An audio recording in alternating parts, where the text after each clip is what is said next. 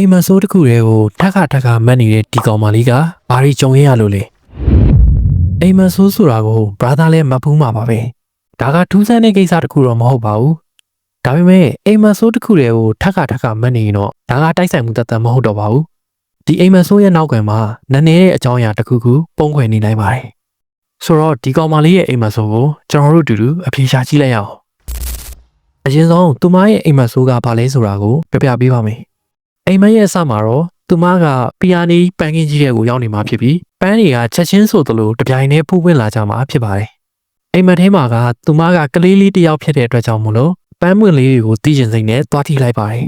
သူမတီးပြီးချင်းမှာပဲပန်းပွင့်တရွက်ချင်းစီကကျွေချကုန်ပြီးတော့အနှဲ့အောင်မြူကိုလေးအဖြစ်ကိုပြောင်းလဲသွားပါတယ်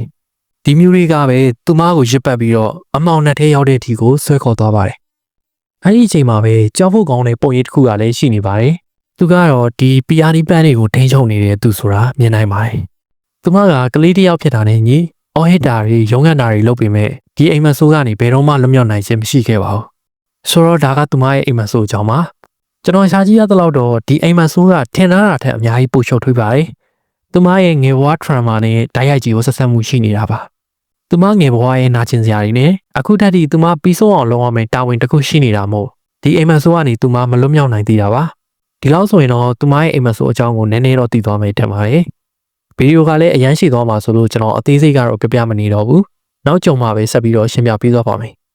ဆိုတော့ကျွန်တော်ဆန်ပါဗျနောက်ဗီဒီယိုလေးမှာပြန်တွေ့အောင်